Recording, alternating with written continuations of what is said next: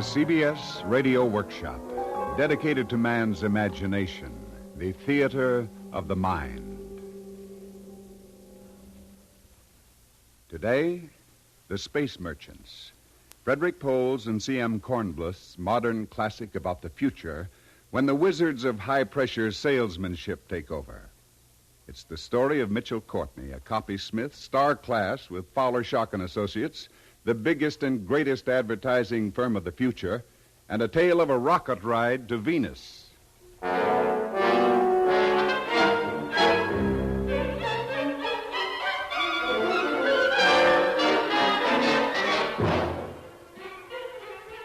As I rubbed depilatory soap on my face and waited for my beard to melt away, I switched on the news over the bathroom mirror.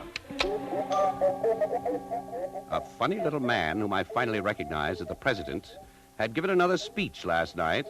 There was a shot of the Venus rocket, squat and silvery on the Arizona sands. A report of rioting in Panama, the Concy Underground probably. Then the phone rang. Hello. Chief, you're due at the office. Can't you see I'm dressing? Ooh, why that tie? Never mind. Why are you phoning me? Mr. Shawkins called a board meeting a half an hour early.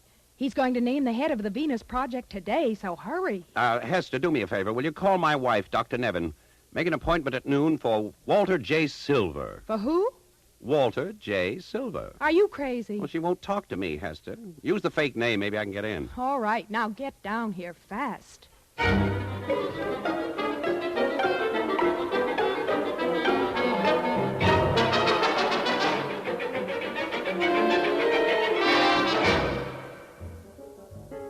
Down on Fifth Avenue, there wasn't a pedicab in sight.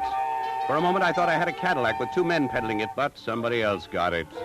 I did the best I could. I hopped aboard the rolling northbound sidewalk and found myself hemmed in by a milling, perspiring group of consumers. I got off at Schocken Towers and rode the express elevator to our offices on the 182nd floor.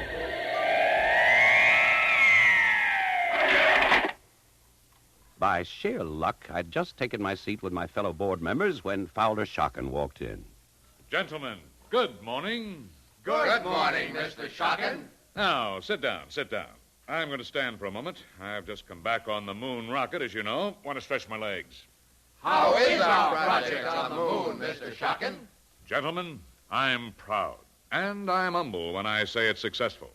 The mining ventures are bringing the people here on Earth many of the metals our forefathers exhausted long ago. The colonists seem quite untouched by the Concy revolutionists. Only 6 instances of Concy sabotage in the past week. Thank you. Now I'd like to hear some reports on our other projects. Industrial anthropology. Well, I wish to report that according to the midnight indices, all primary schools east of the Mississippi are being fed our Fowler Schocken packaged school lunches, soy burger, and regenerated steak. Now, these lunches are being packaged in our Stars Alias Red, which means that in the future, these young consumers will be completely conditioned to buying everything packaged in our special color, Stars Alias Red. They'll have no choice. Magnificent. Now, let's hear from point of sale. Well, Mr. Schocken, sir, we have tested our latest beverage, Coffeeist, in 15 key cities. Each sample of Coffeeist contains 3 milligrams of a simple alkaloid. Nothing harmful, but definitely habit-forming. After 10 weeks, the customer is hooked for life. A cure will cost $1,000, so it's easier to buy more Coffeeist. 3 cups with every meal and a hot jug beside the bed at night. You know, gentlemen, on my trip back from the moon, I began to wonder, are we getting soft? No, sir, Mr. Schocken. Thank you, Matt. But I wonder, were we doing enough for our consumers? Those consumers sleeping out there on the stairways. I know how lucky they are being able to buy the wonderful goods we make, package and sell them. Seaweed suits, soya burger, regenerated steak, Coffeeist, straw-butt cigarettes. But I still wondered, were we in the upper classes of advertising getting soft?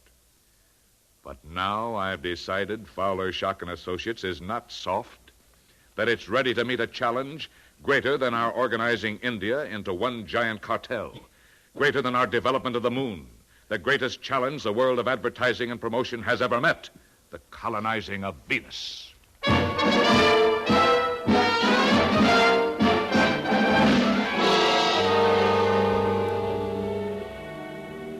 Shockin's sense of the dramatic was never better. A touch of a button on the conference table before him, the lights were dimmed. Another touch of a button, and one wall of the room became a giant projection screen. We are looking at it again.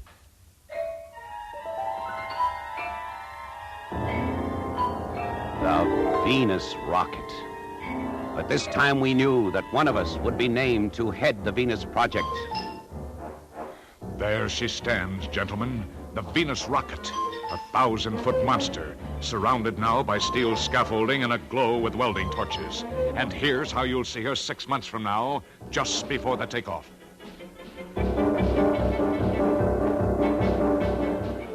Just before the takeoff. There's the ship that Congress gave us, Fowler, Shock & Associates. There's the ship that will span the stars. 6.5 million tons of trapped lightning and steel. A rocket-powered Mayflower for 1,800 pioneers seeking a new world to settle. Who will man it? Gentlemen, it's our job, A, to justify my buying enough congressmen to vote us that rocket. B, to sell 1,800 crazy consumers on giving up life on the Earth for the sulfur and nitrogen and canned life on Venus. Yes, sir, Mr. Shockin. Yes, sir. I've made my choice of the man to head up our Venus rocket project. His name is Mitchell Courtney.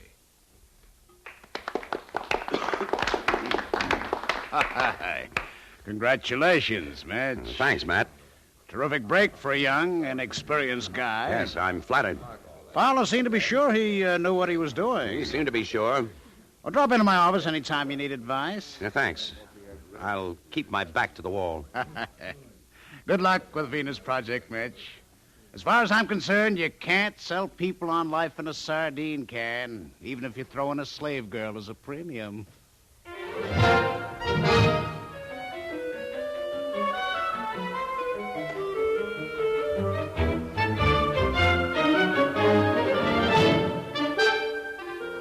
This way, Mr. Silver. Dr. Nevins will see you now. Dr. Nevins? Mitch, how did you get in? I used another name. I had to see you, Kathy. After all, you're my wife. I am not your wife. My certificate's on file. Mine isn't. It never will be. As soon as this year is up, we're through. Wait. I've got some news. Well, what is it? I've been put in charge of the Venus project at the agency. Congratulations. Oh, Kathy, I love you. I'm not above using this promotion as an excuse to celebrate. Won't you go out on the town with me tonight? No. Well, I promise not to make a scene. You're the only one I want to celebrate with. All right, Mitch. My apartment at 7. And now let me take care of the sick people.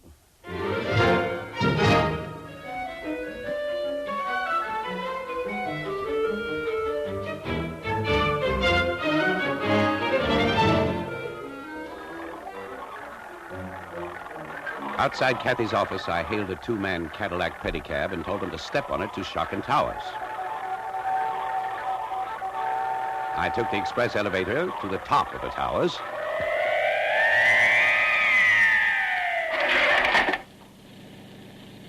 I ran across the heliport to Shockin's private helicopter. I had a very important date out of New York's newest airport, at Montauk. I was due to meet the Earth's #1 celebrity, Jack O'Shea, the first and only man who had ever set a rocket down on Venus and returned.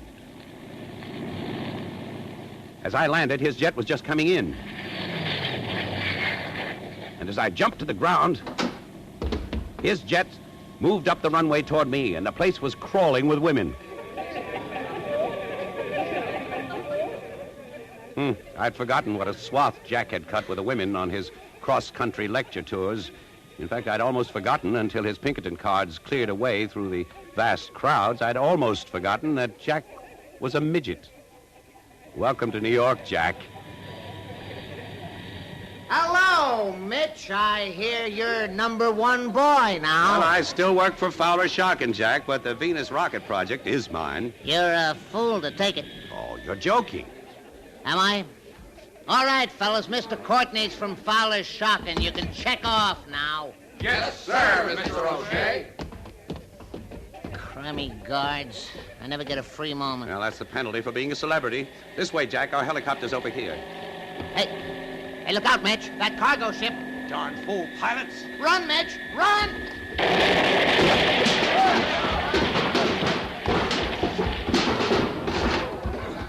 Hey, Mitch, you all right? Yes, I'm okay. Thanks a lot. Mitch, that was no accident. That pilot had orders to get one of us, and I think it was you.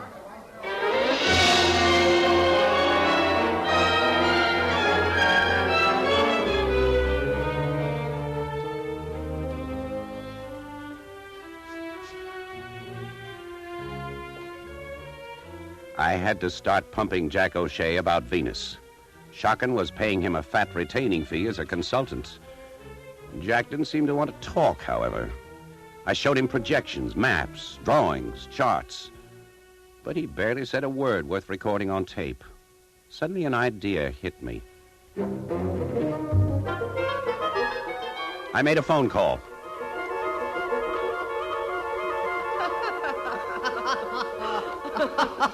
Oh, Kathy, do you know that this is the first time I've laughed, really laughed, since I came back to Earth? Is it, Jack? I'm complimented. And that this is the first time I've been alone with two people since I came back? I thought you'd had enough of being alone in that rocket on Venus. It must have been a shattering experience, Jack. Kathy, you're the first person who seems to have understood that. Not exciting. Not thrilling. It was frightening.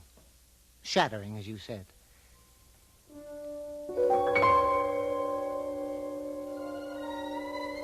It wasn't at all like what I've told the women's clubs, the reporters. That's been a pack of lies. The atmosphere, for instance. It's really formaldehyde. Embalming fluid.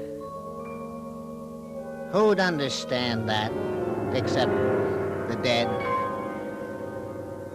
And the heat, who'd understand that? Who's lived in heat above the boiling point of water? If there was any water on Venus, which there isn't.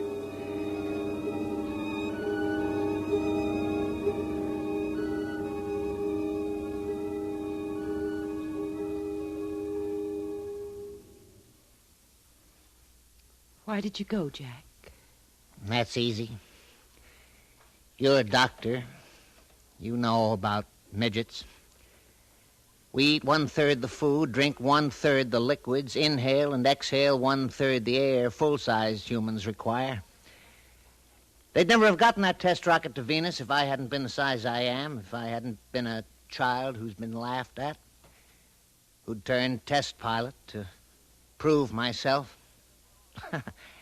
I was so small they could pack me into that test rocket with all the equipment necessary to sustain me. 83 days. It takes a lot of equipment to sustain even a midget. 6 of those days were on Venus. What was it like, Jack?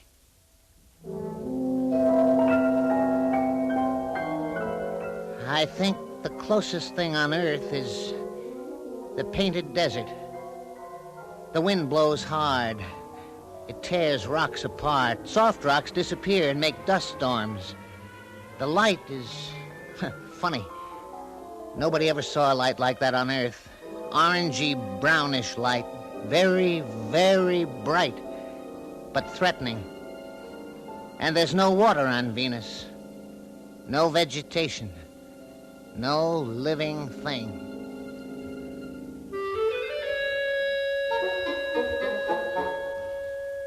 In the quiet of Kathy's apartment, Jack O'Shea talked for another hour. Then suddenly, with hardly a word of goodbye, he stood up and walked out.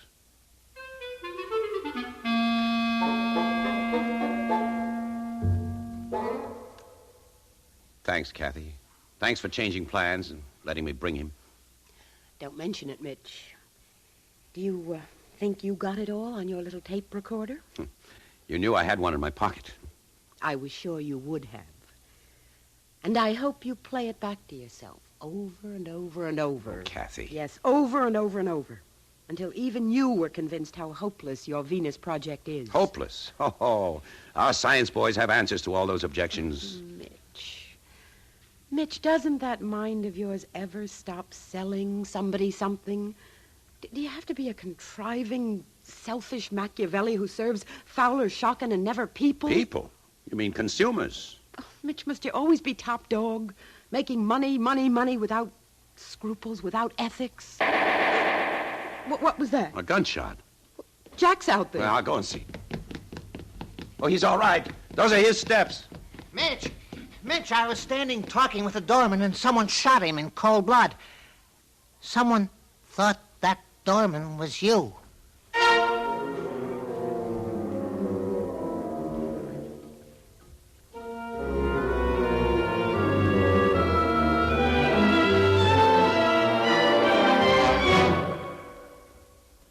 Well, Mitch, trouble with the Venus project already?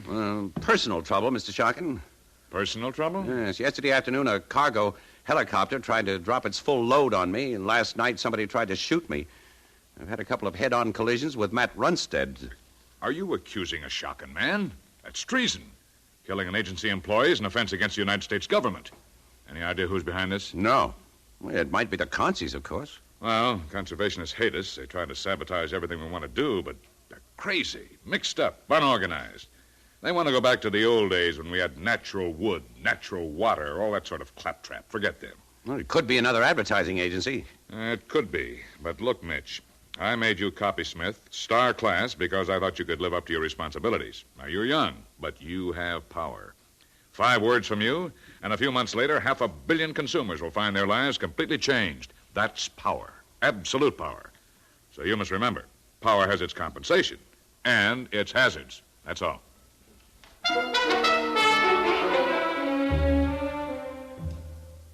With this encouragement, I continued work on the Venus project for the next 6 weeks. I even talked Kathy into giving up her patients for 48 hours and taking a flying trip with me to Arizona. I wanted to get the feel of the giant rocket itself as it was being built.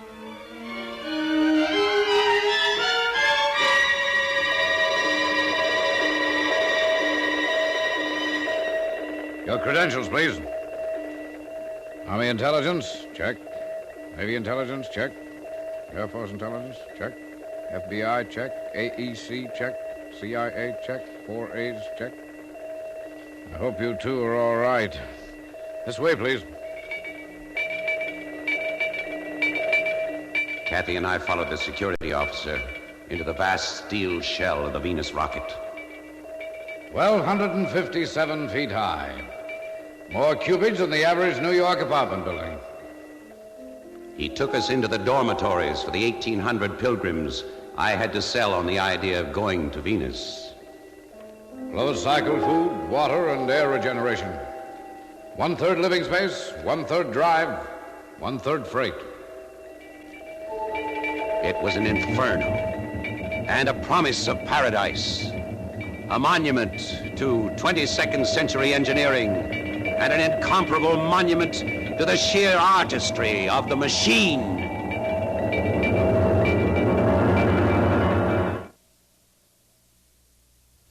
Mitch, do you always have to talk like a copysmith? Huh? Oh, well, I noticed you were impressed too, Kathy. Well, it draws me and repels me. I can't explain it. It excites me.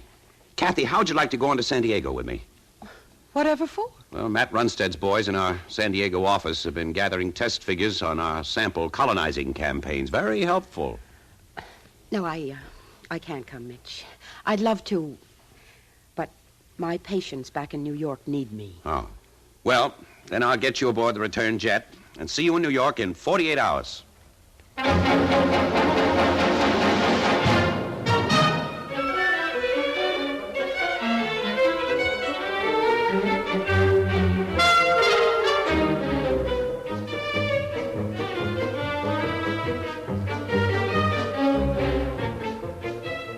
I didn't tell them I was coming to San Diego. I walked in on our entire San Diego staff playing push-button poker. What's the meaning of this? Oh, who are you, mister? Mitchell Courtney. Why, it's Courtney from New York, fellas.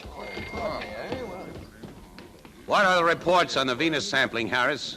There aren't any, sir. Tally sheets, punch card codes, Sigma progress charts? Nothing on the attitudes of consumers toward life on Venus? Well, nothing, sir. Nothing. You've made up everything you've given me so far. Well, I'm afraid so, sir. Well, get New York on the line. I want Matt Runstead. Well, he's not there. Well, where is he? Well, he called this morning. He's taken off for Little America to look after our interests there. And left you holding the bag, huh? Find out when the next jet leaves for Little America.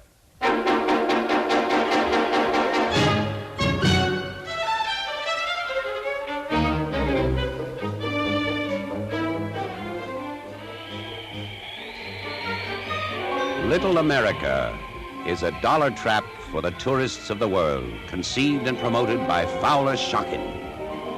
A clerk at our hotel told me Runstead had checked in for a 2-day tour of the Stars Alias Glacier, that he already had started out on the trail.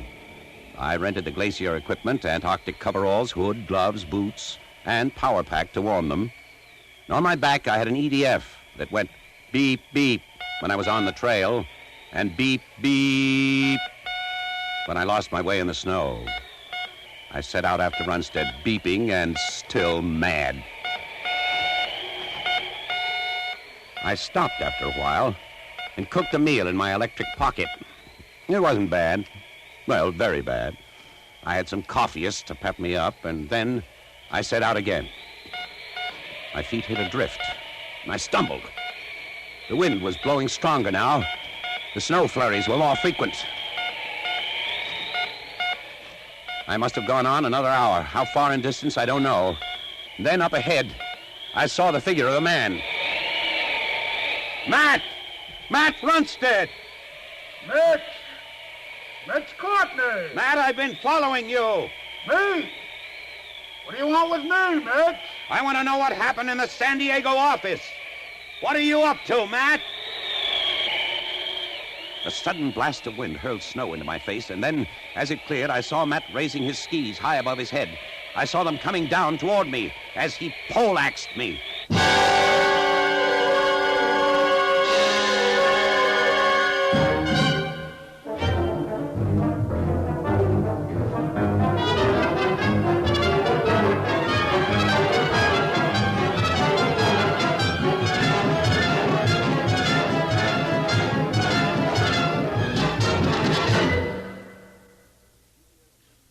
The CBS Radio Workshop has brought you Part 1 of The Space Merchants, adapted for radio by Charles Monroe, with original music composed and conducted by Samuel Matlofsky. Produced and directed in New York by Paul Roberts. Stotts Cotsworth starred as Mitch Courtney, Virginia Kay as Kathy. Others in today's cast were Bob Dryden, Ed Prentice, Mary Patton, Bob Reddick, Joe Julian, Ralph Bell, Ian Martin, and Joe Helgeson. The sound effects were devised by Tom Buchanan and Tom Perkins. The engineer, Jack Katz. This is Ted Pearson inviting you to join us next week for the second part of the CBS Radio Workshop production of The Space Merchants.